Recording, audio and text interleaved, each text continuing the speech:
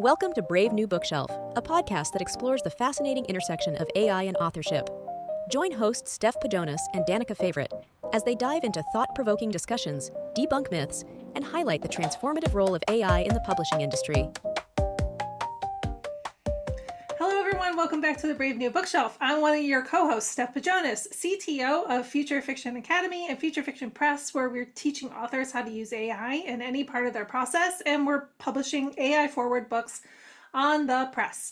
We're cruising through into spring now. I'm so happy that it's spring, but I'm also suffering from a lot of allergies, so please excuse me if you hear me cough or sniffle, because I will be muting my mic as much as possible, but something might make it through. This is the suffering we do in order to have lovely weather, and I love having lovely weather. I'm a big outdoors walking fan. I like to listen to audiobooks while I'm out there. I've been listening to lots of great audiobooks and just enjoying being outside, which is one of my favorite things to do. And that really has nothing to do with publishing, except for just a mindset, being present and like thinking about stories, thinking about what I'm working on while I'm out walking, and then coming home and getting right to work. And I think that's a good balance for me. I know that it's a good balance for other people too.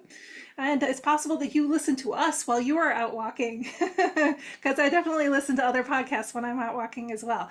I'm always listening to the Creative Pen podcast, and she says, send me a photo of where you are. And it's always just, my neighborhood. It's nothing interesting or cool, but maybe one of these days I will be out walking, listening to Jo, and send her a picture of where I am. You guys can do that too if you want to. Feel free.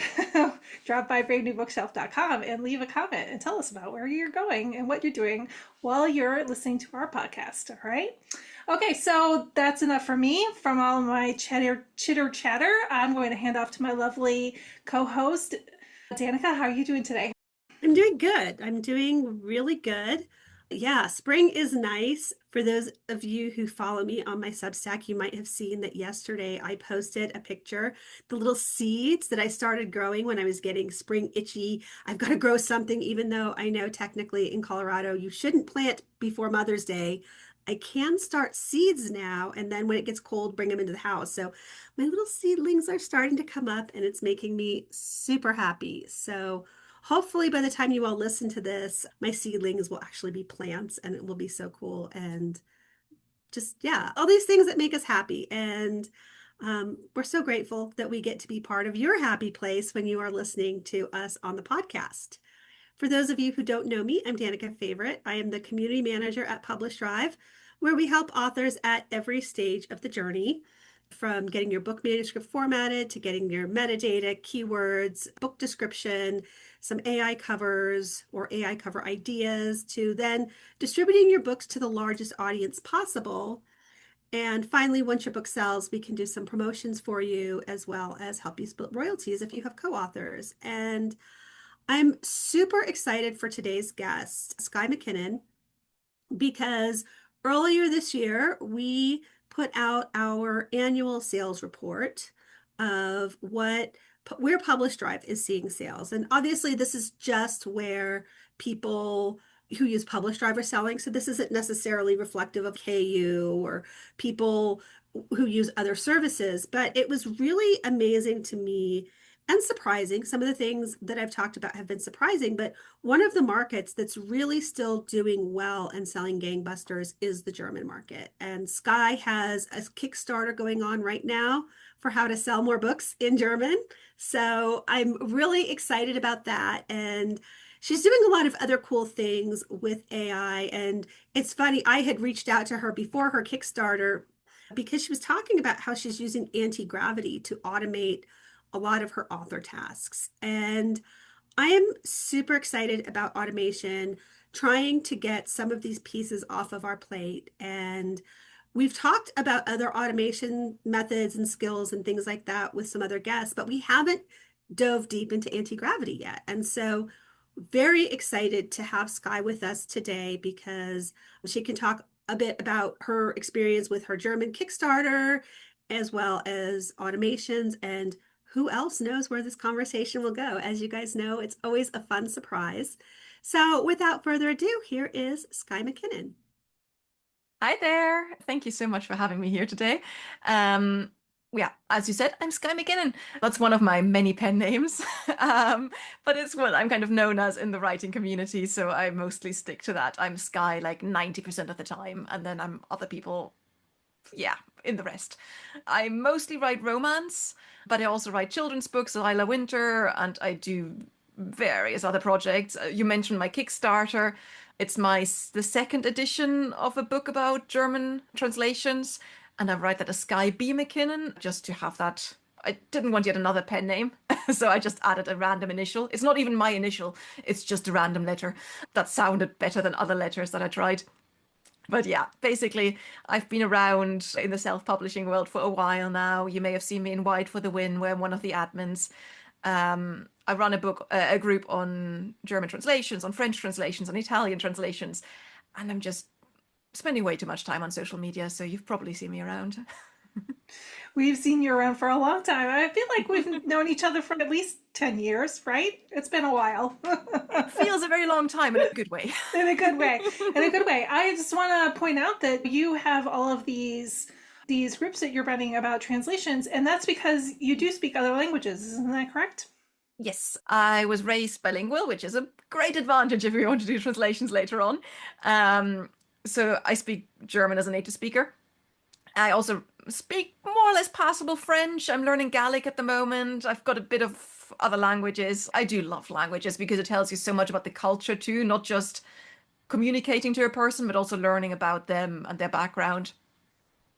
Yeah, I Neat. love that. And I think that's, one of the things we all have in common because I know Steph is really into languages and geeks out on languages and things like that. And I'm a language geek as well. So it's fun to recognize what I think you were just saying about the culture because it Yes. really is interesting to me, like how much their language reflects a country's worldview and a person's worldview. And I see this is why I love our guests. We always get like just these little nuggets of things that just make I think it makes you more personable in terms of, ooh, this is who Skye is as a person. Because, like Steph said, we've all known each other online forever, it seems. And even when we first came on before we started recording, it was like, oh my gosh, this is like a reunion of friends. And so I really love that. So tell me about how you started getting involved with AI and publishing and what your approach has been to that.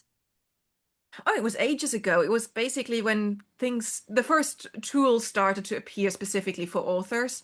Um, and I've always been curious about technology. I used to be a journalist, so I'm very much into trying out everything and researching everything. And I love a good new toy. I remember one of the tools, I think it's no longer around, but it was a very basic writing AI. Pretty awful output, like definitely not publishable in any shape.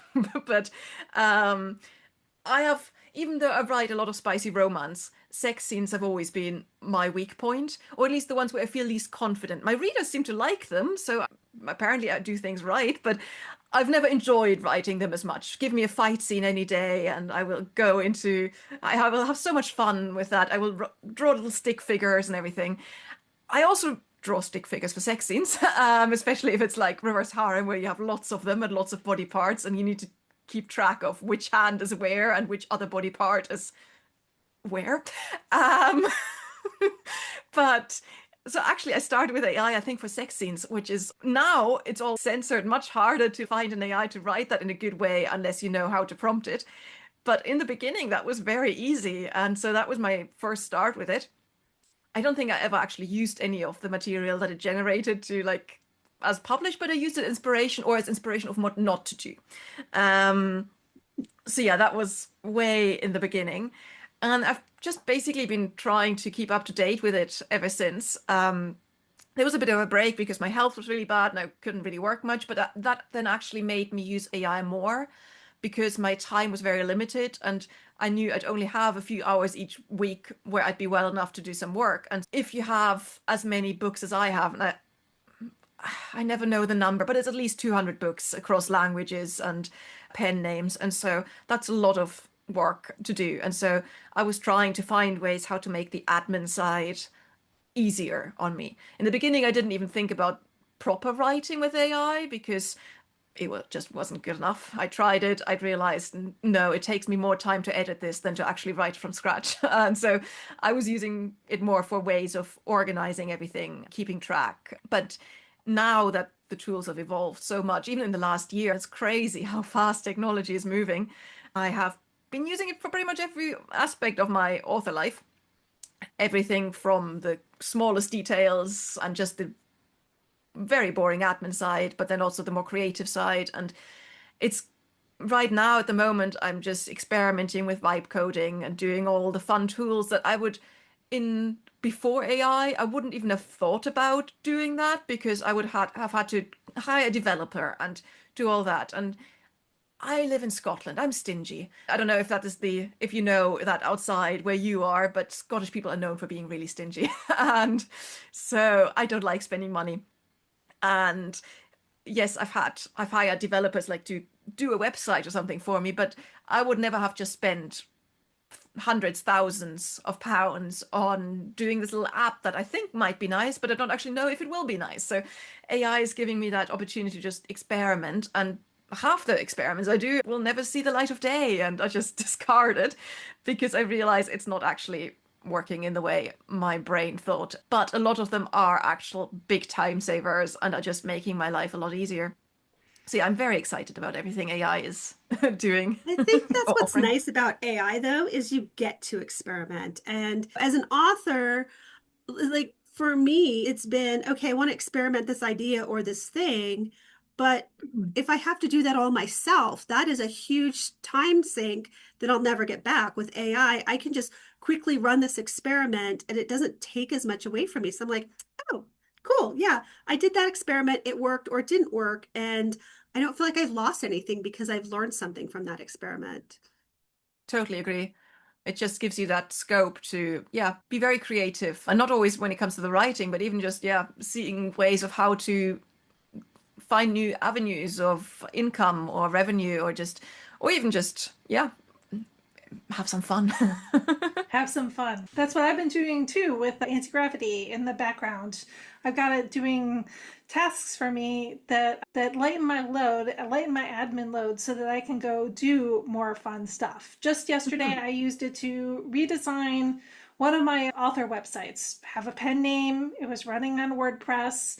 But you know what? It's like over time, WordPress gets bloated, it gets buggy. There are things about it that I just don't need for a really simple pen name author website. So I had Antigravity build me a new one, which was great because then all I had to do was just upload a few files and let it do the design work and all the programming, and then that freed me up. Now I won't have to worry about that website again for a while. Tell us a little bit about the kinds of stuff you're getting Antigravity to do. The first big project I did was I already had one AI pen name and I was adding a second. And I wanted to make it easier for myself. I wanted to combine them under a press website, have it all with Fluent CRM, have a newsletter that goes out to different pen names, and not have, because before or right now for all my other pen names, I always have a separate website, separate newsletter with different providers, and it's just doing my head in. So I wanted to make a way to make that easy. But the problem is I'm wide with pretty much all my books. And with websites, any kind of normal plugins for books or themes, they never offered what I really wanted, which is, for example, having links to all the different retailers, but across formats. So I want a paperback button, which then gives you all the different retailers. I want a hardcover button, which again gives you all the different retailers. And most plugins that I was looking at had buttons for all the different retailers, but not for the formats. And I just want to make it easier for readers. They also didn't have things like automatically pulling in reviews. And so basically, I just made a wish list of all the things that during building my last website, I tried to figure out and couldn't, because at that time, I didn't think of AI, or I thought of AI for the content, and I'd asked it to do it SEO and geo optimized and everything and write me some random alt text, but I hadn't even thought about the structure. And so this time I made a big wish list, and then Antigravity and we worked through that wish list, and it took a long time, mostly because it was the first time I was coding anything with it, and there were lots of mistakes, and sometimes it misunderstood, and we went back and forth, crashed the website a few times, but in the end, we got exactly what I wanted, like to 100% exactly what I wanted. It has so many different features, and I can now use that for other websites as well. It works with WooCommerce, because on my current Skye MacKinnon website, I always, every time I create a new book, I then have to do a duplicate, redo the entire entry for my shop. It's just the way my designer set it up. And it's annoyed me ever since I got that website, because it is so much just unnecessary effort. And my new plugin automatically syncs everything to WooCommerce and back and creates images, and it just does everything. So that was my first big project, and that just showed me the capabilities, because it came up with a huge content plan as well without me even asking for it. It does that a lot. It just randomly gives you extra content, which is nice, except that when it uses credits that you didn't want it to use. But yeah, that was the first thing, and my website is beautiful now, and I'm very proud of it. And yes, sorry, it's my No, baby. this is amazing. I'm loving hearing this because, like, I have website woes and I Mhm. have not yet been brave enough to do any of this stuff because on my own it's just too difficult. But the more I hear people doing all of this coding and stuff on their Mhm. own with Antigravity, the more I'm like, oh my gosh, this is amazing. Because just recently in one of the author groups, somebody was talking about how their web designer had put their own Amazon affiliate links in their books. And my web designer did that to me too. In this person's case, it was in their contract. In my case, it wasn't. And I had confronted my web designer nicely. I was just like, hey, I noticed this. What's going on? And she's, oh, that's standard practice. Come to find out, it is not standard practice. No.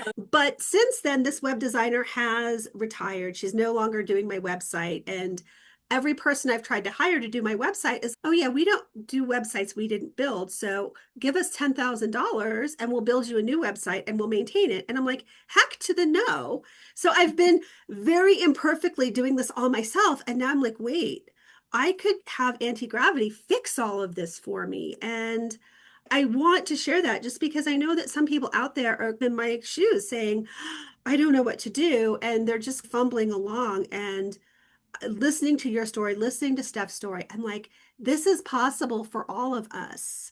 So I'm also curious because I know you do a lot of other things with Antigravity, and I'd love to hear more about some of the kinds of tasks that you're able to just offload so you can focus more on the things you love. The other like big project just now was the German guide about translations for Kickstart, which is now on Kickstarter, because it was a huge project with so much research. I don't know how many emails I sent, at least 50 or so.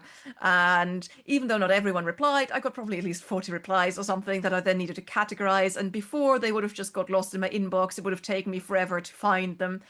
So instead, I saved the emails when they came in, saved them to a folder. Antigravity had access to that. It automatically categorized them. It tagged them depending on whether I had to reply to that or not, or whether it gave us all the information I needed. It helped me with the general structure. And then, for example, when I was writing a particular chapter, I would just ask it, what is our research on this? And it would give me all the websites I had saved, all the emails I had. And sometimes I would ask it bullet point me all that information to make it even clearer. And then I'd see, oh, that's way too many bullet points. Let's split this into 3 chapters. So it's helped. It's made it much faster. The one problem was that because I saved every chapter in Antigravity, I didn't have a word count. And so I only discovered how big the book was when I formatted it, which was the big awakening because it is more than double the length of the original book. It is going to be a monster on the shelf, which also is driving my print costs up, which for a Kickstarter campaign, when everything is calculated based on the first edition, I'd added like 25% and thinking, oh yeah, that's a decent amount to add the AI translation chapters. No, I did a bit too much research and really indulged. And I think Antigravity was part of that because it would keep suggesting, like, have you thought of that angle? Because one thing I also did with it was create a writing team. So I had an entire team of agents where there was an editor, there was a German linguist, there was a marketing person, there was a translator, there was, I can't even think of it, but there were at least 7 or 8 personas I came up with. And so anytime I'd finished a chapter, I would run it through that and get their feedback. Oh yeah, and there were two authors. I had figured out two authors, one who had never done a translation before, and one who had published 10 German translations and was just wanting to find ways to improve their sales and their marketing. And so they then gave a lot of feedback on, oh, actually, this chapter is great, but there's all this missing for people who already know all this stuff, who want the advanced version. And usually that's the advanced stuff is the thing I cover in like my consultations where I go with one-to-one and go deep into people's stuff. But this time I decided, okay, let's put it in the book, not realizing just how big it would end up.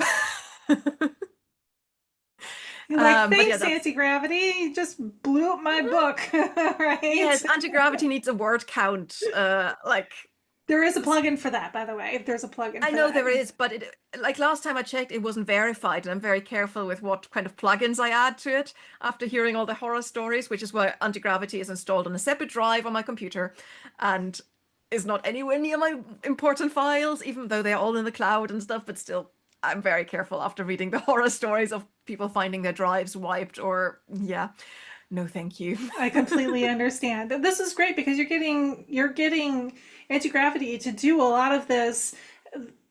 It's like menial, like grunt work, right? It's take this, categorize this, give me bullet points of this, all that stuff that we need that stuff, but like doing it ourselves is so taxing.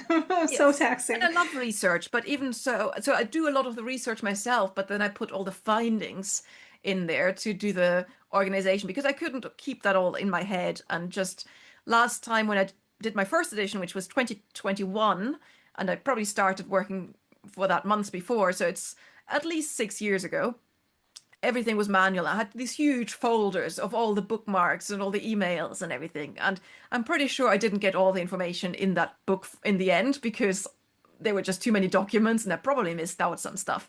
And so this time I knew Antigravity would keep track of it, and in the end I asked it, has everything been covered from our research documents? And it suggested Kickstarter stretch goals. It suggested where do we need some graphics, where do we need some tables. So I think it's just been great having that extra sounding board, even though I know it's a human would probably have very different feedback, but that's why I also have human beta readers afterwards. It's a mix between human and AI. I like that you're mixing the human AI. And one of the things I was curious about, because you are a native German speaker and you mentioned AI translations are featured in your Kickstarter book. I'm curious, like, because I know a lot of people listening are interested in doing translations, and obviously Germany is such a hot market. Do you have any tips or anything when people are using AI for German translations? Any thoughts or tips on that? Yeah, lots of people are using AI translation now. People keep coming to me and asking like, is this any good? Now, I don't think AI is quite ready to do a complete translation in a way that is publishable if you want the same quality of your English original. Now, it depends on your strategy. There are some people who just want the extra income, who aren't really interested in the quality. They just run it through one of the many translation tools. They will publish it. They will put it in KU. In the beginning, they will make money, then the reviews come in, or they just realize. I just saw a really good post about that recently where someone who had done lots of AI translations looked at the statistics and saw that their sell-through was just awful compared to their English originals, which is, even though they might get quite good reviews, people are clearly not interested in continuing the series, which just shows you there's something not quite right there. And for my main pen names, my Skye MacKinnon books, my Isla Winter books, I want that same quality that I put into my English books in other languages. So for those, it will always be human assisted at the very least. At the moment, still all my Skye and Isla translations are completely human. For my other pen names, I have been experimenting with AI translation, but I'll tell you the big embarrassment story. So for one of those, it was a new pen name, and I decided very last minute, because I was having a signing come up in Germany, my first German signing. And so I decided, well, I actually want these books in German too. Didn't have time to do much about that, so I quickly ran them through AI. I won't say which service I used, but it was, and I looked at the first page. It was okay. There were a few bits that were not like how I would have phrased it, but I was like, okay, I'm sure this will be fine because everyone is using this and this will be totally fine. I didn't really have time, so I just formatted it, printed it, and then I put it on Lovely Books, which is basically Germany's Goodreads. It is a big community, and you could do these can do these kind of book clubs there where you can where people can apply and they will all read your book together, they will discuss it, and in the end, hopefully they'll review it. And I love these because I've built up quite a nice following there, a community of readers who are always excited about my books, and found some better readers through that. So I love Lovely Books. So I made a new account for that new pen name, put up the first AI translation, because my cover was very much up to the German taste. And that's an important thing. Tastes are not the same across countries, so I always recommend doing your research, and very likely it is that you have to get a different cover style for Germany. So I had one, people loved it. I had more applications for that book club than I ever had for any of my Skye MacKinnon books, which was slightly depressing. And then I was already on the way to Germany for that signing when the first reviews came in, and oh my God, they were scathing. It was all, the story is great, but the translation is awful. And so while I was sitting at a train station in Germany, I then went over that translation by myself, sentence for sentence, doing all the edits. But by the time I had formatted it, days later, I didn't have access to Vellum while I was there, so yay. By the time I'd formatted it, the damage was done and the reviews were there. And if I'd just put it on Amazon without doing the Lovely Books thing, maybe it would have been fine. But because on Lovely Books, people are more critical. It is a bit like Goodreads. It's not as bad as Goodreads. Goodreads is a place I don't go. It just depresses me. Lovely Books is nicer, as the name suggests, but it's still definitely, people are more critical. So I learned my lesson. The other translations I see are still AI translated, but they're always human edited now. And looking at the edits I'm doing, I mean, there's at least 5 to 10 a page. And that's just to get it to that isn't even perfect. I know there's still going to be some constructs or some bits that if it was a human translator, it would be different. But I'm trying to save time with these. So to answer your question in a very long way, I think it needs that human touch, especially when it comes to things like either cultural differences and romance, like anything emotional. Humor is a big one where the AI just can't handle some of it, especially if it is a play on words and that doesn't exist in the other language. Good luck. I mean, unless you know about exactly that bit and you go into your AI yourself, into an LLM, and ask it, can you find an equivalent in German for this particular pun? But even then, if you don't understand the language, it's hard to know if that is an actual pun or it just completely made up something that isn't actually said in German. So I think if you do use AI translation, I would get it human edited, and I would get some human beta readers, or just ARC readers, to give you some feedback. Again, that is if you have the aspiration for it to be good. if you want quality. But I always feel sometimes looking at some of these AI translation groups, people don't really consider that these audiences, for example, in Germany, but any other foreign language market, they have the same desire to read a good book. And they don't just want a bad translation, because they have authors in their own language. And if they have the choice between someone who wrote natively in German and a book that is translated, they might go for the native German one because they know the probability of it being good quality is higher. Let's be real here. There are plenty of people who English is their native language, and they still cannot write a good book, right? So that is very true. That is very like, true. let's be real here. This is not totally just a human or an AI thing, but no. I agree with you, because like, I want to read good books, and I also want to read good translated books. I happen to love Japan, as many people know I do. I love Japanese books. And so when I buy a book that's translated from Japanese, I actually look to see who the translator is, because there are like 3 or 4 of them now that do a majority of the books. And there are definitely ones that I prefer from a certain translator over another translator. And that's because that human in the mix is expressing like opinions about which words they've chosen, which sentence structures they've chosen, etc., to bring to life what the original language writing had been, right? But there are also plenty of books that I want access to that I'm never going to get access to unless it's been translated by AI. So this is one of those things where we just kind of hope it gets better, really hoping it gets better over time. In the meantime, we have to find this good middle ground here where we're using AI for the first pass and then we go to a human, or maybe you are sitting down as the author and doing several passes with AI and going over every chapter and looking at things like puns or allegories or any of those kinds of things that may be tripping up with the AI. So I think we're at a time of great abundance, but not necessarily all that great in quality either. Yeah, and Very I love true. your story too, because again, I like that perspective of being a native speaker. And that's why I wanted to ask you, because it's so important for people to understand what those creative decisions they're making are and why. And again, if you're like, okay, I just want to sell the book, I don't care, okay, that's a choice. But if you're someone who wants to build a career under that name and have the read through, there are other choices. But, Steph was like, oh, I hope it gets better.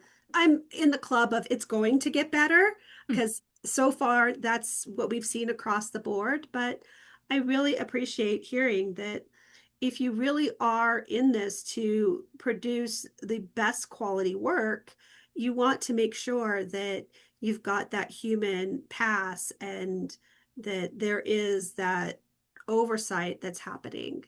Yeah, I think I'm someone who very much thinks long term, which again, I'm wide and I will always be because I do have that long term aspiration of it. Um, yeah, just having that slow, it's a marathon, not a sprint. When I couldn't work for almost 2 years, barely had a new release or anything, it was my wide sales that were carrying me through. They didn't dip at all. My Amazon, oh yeah, big cliff, big fall off the cliff. But my wide sales were pretty much the same. And that's the same, I think, with quality, that it is a long-term game. And yes, I've been experimenting with some AI pen names where I wasn't so focused on the quality, where I was actually, my first AI pen name was supposed to disprove that. I was hoping it would fail because I wanted to feel like it's still worth like writing my books myself, 100% human. Annoyingly, that pen name did really well, especially in German, and did several records for me in German. Yeah, it's very frustrating when an experiment goes the other way than expected or than planned. You weren't planning Um, on it, but there uh-huh. it went. Yeah, I think really depends on what your strategy is. And if you just want to have a throwaway pen name and you don't really care for the long-term effect or building a brand or anything and just want the immediate profit in the beginning, then I think AI translation is a very good tool now. And is only, as you say, both said, it is only getting better.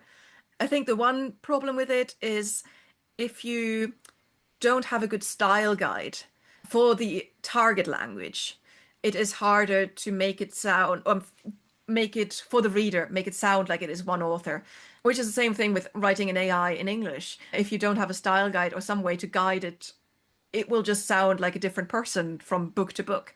And it's the same for translation. And that's something I think where some of those tools aren't quite there yet because they don't always require a style guide, or where you can't always set like this is a book in that series, so it needs to sound exactly the same as the other books. It needs to have the same kind of rhythm and pacing and vocabulary, because otherwise it will just sound like if you have a 9 book series, like 9 different people wrote that. And obviously, for a different language, you just want the same recognition effect that, oh, yeah, that is Skye's kind of humor. That's her kind of whimsy. That's the thing I'm looking for when I buy a Skye MacKinnon book. And that's the thing where you, as always with AI, you need to guide it in the right way. And yeah, I think we can Yeah. all agree on that. That I prompting think is that's a very important. huge tip to just pull out for the listeners is this idea of having a style guide. We've talked about that with fiction writing, but also I love this point about for the foreign language, do you have a style guide for that language that's geared towards that culture?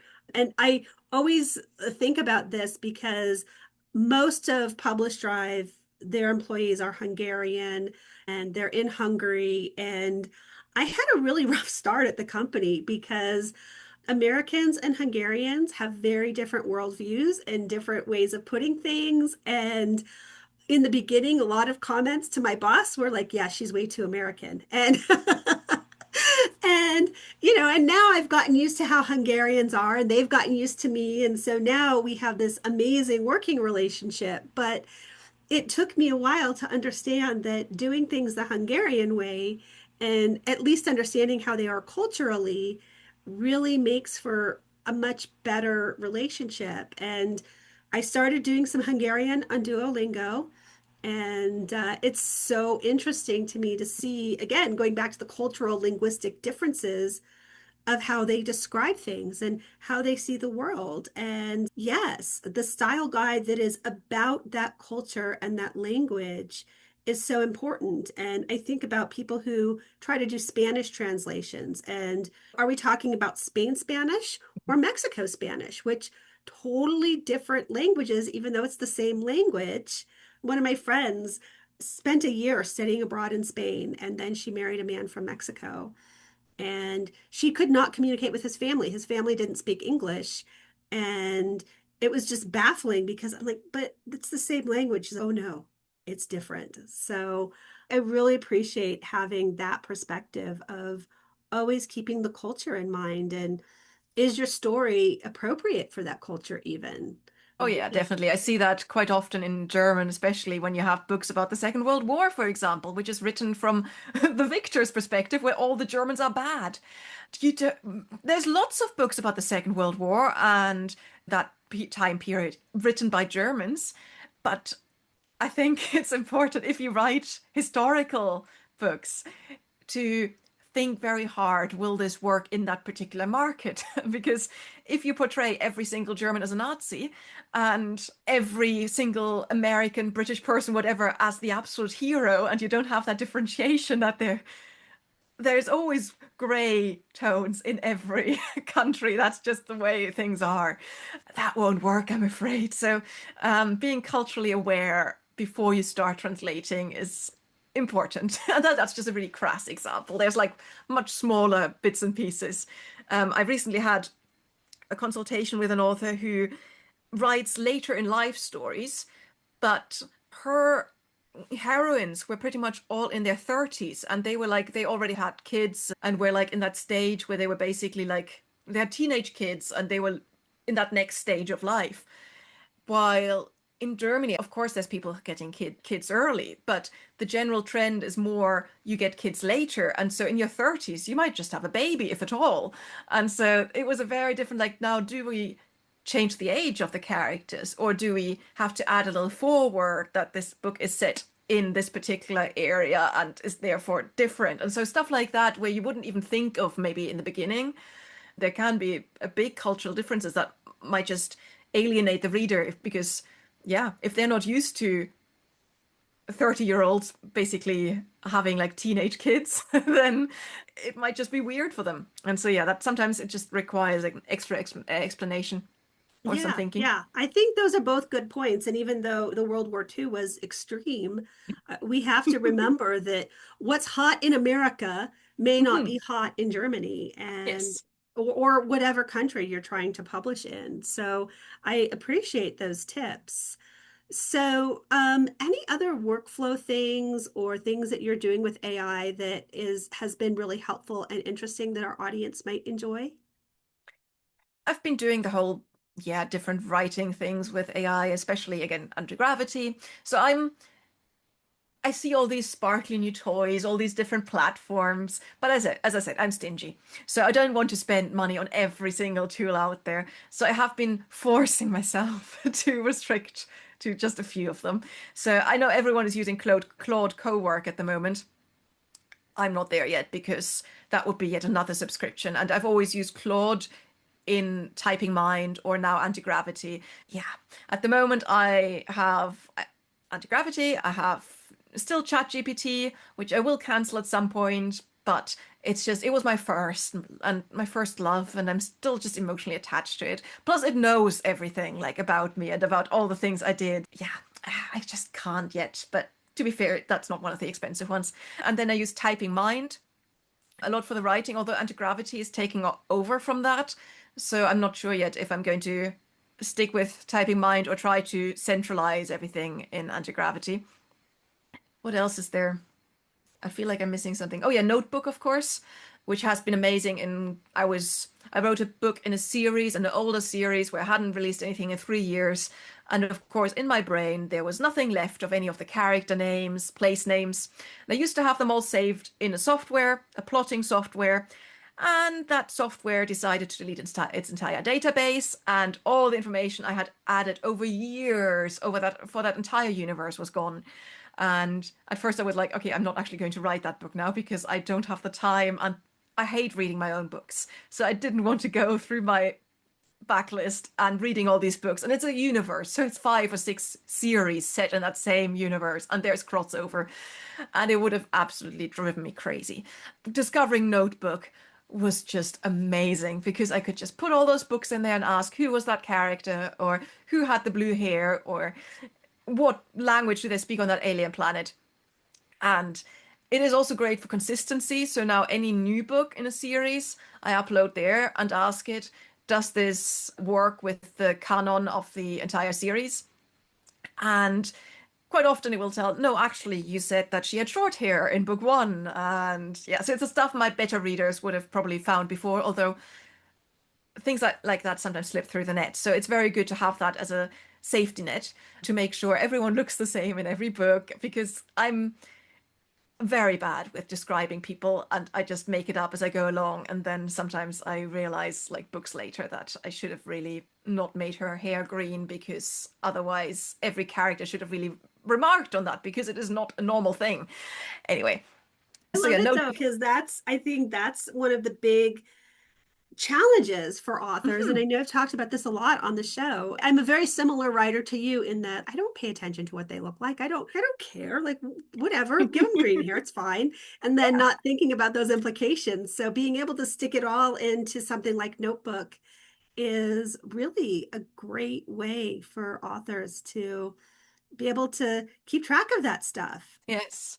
It also does great infographics. I have one of my series is set in a village in Scotland. And so in my head, I've had it like the pub is over there and there's the hotel and bits and pieces. But Notebook made me an entire map of the village. And A, readers love that. And B, it was really helpful for me writing to know exactly, yes, they go out of the pub and then opposite is looming that big hotel and whatever. So because yeah, I have written a lot of books and my brain can only handle so many details, and I feel like the older I get, the worse my memory gets. It's definitely, there's only I think so much I can remember. So yeah, these tools have been really helpful. Yes, I'm so excited about that. Like the infographic one, that's another one. I swear, like every episode I learned something new I didn't know before. And I didn't know that NotebookLM would be able to give you this infographic of what your world looked like. And so now you will know what Danica's doing this afternoon. So thank you for that. It's got some amazing features. It does character cards. It can do a podcast about your book, which for like fiction is a bit, yeah, I mean, it's quite fun, but this would be more helpful for a non-fiction book, I think. But there's so many little features and they keep adding things. It's like Christmas every single day. The automation thing is a thing I've been trying to get more into. I had a make.com account, and the problem was, again, extra subscription costs. And if you haven't got the message yet, I don't like spending money, which is why now I'm building my own system at the moment, my own like author operating system, which will combine social media, newsletter, website management, a database of every single book I've ever written, which will finally answer the question, how many books do I actually have? Which is something people keep asking me, and I don't know at all. But then how do you count that? Do you count box sets? Do you count every translation? Do you count those little prequel novellas that are just on BookFunnel? It's, yeah, how long is a piece of string?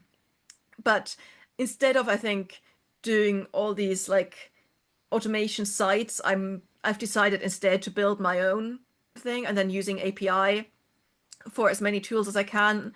The software I use for my social media scheduling has an API, so I don't have to reinvent the wheel. I try to connect existing platforms that I know that have proven themselves useful, and connect them rather than build something new for everything. Because as much fun as building things is, I also need time to actually do the whole writing thing, which I feel like in this kind of world where we have all these tools and all the fun stuff, writing seems to go into the background sometimes because there's just never enough time in the day. Yeah, that's so true. And I love that. So are you using Antigravity for all those automations? At least I'm using Antigravity to build the things, but I'm trying Mm-hmm. to do more little apps and software and web apps. And yeah, at the moment, I'm still discovering what format I like the most because I work on different platforms. I have a computer up here. I've got a laptop down on the sofa. If it's cold, I prefer to work on the sofa with a blanket rather than in my office. I've got a Mac for mostly for vellum formatting, but I still want all the information to be on there in case I have to check something. So far, I've always been using OneDrive to sync all my files, but with the apps that I'm letting Antigravity write for me, they basically need to be accessible, but I also want to be very aware of privacy. I don't want it to be hacked. I still want it to be safe. And so, yeah, it's that finding the balance of where to host them, how to have them, that I'm still experimenting with of what I prefer and what gives me the best balance of being efficient and being available everywhere, but also not just putting something out on the World Wide Web where someone could access all my book files or something. No. Yeah, that's fair. That's fair. I love that.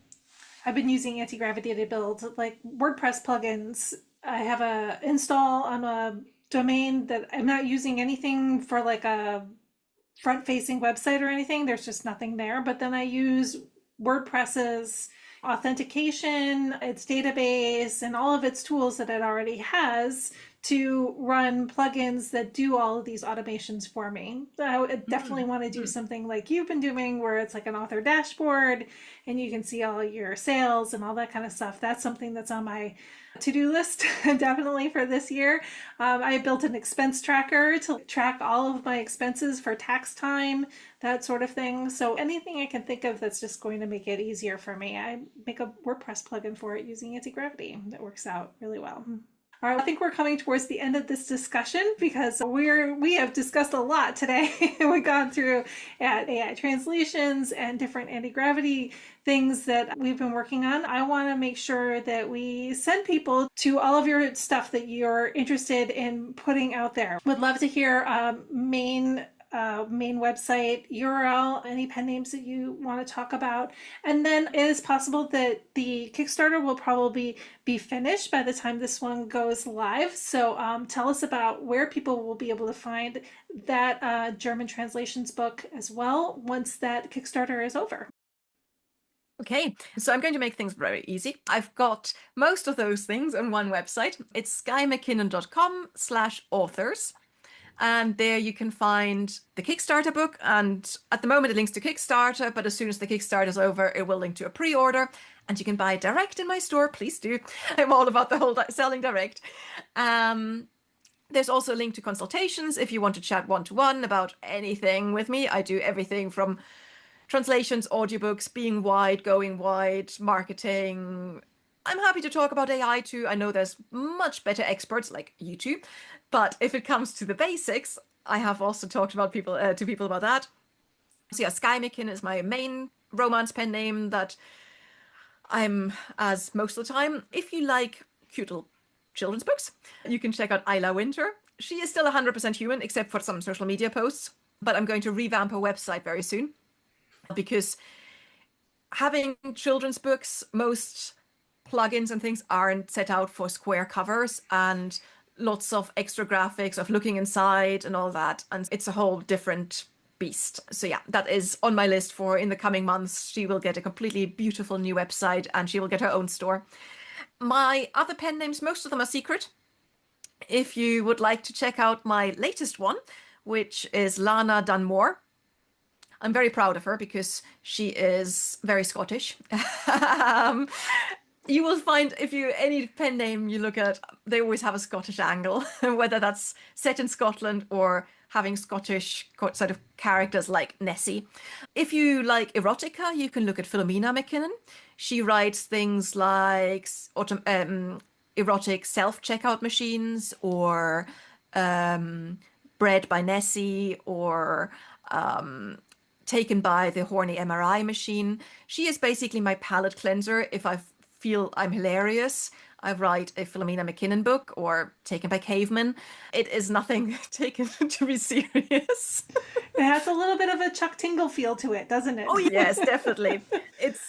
That pen name was actually my very first before the serious pen names came along, because I lost a bet while I was still at university. So Philomena is now 13 years old. And yeah, so I am highlighting her because she never gets any attention. I feel like she should be mentioned. But yeah, basically, those are the main pen names. SkyeMacKinnon.com/authors is where you find all the bits and pieces. I've got a new newsletter now too for authors, because I realized I was sending things to my consultation clients all the time, and then realized actually I could just open this up and make it a bit easier for myself. And yeah, so now I've got a very new newsletter which has, I don't know, 90 subscribers. So please subscribe. We'll definitely send people to that, and to Philomena. I mean, she sounds like she could use a little love. Oh yes, especially Yes, the platypus I love her. shifters.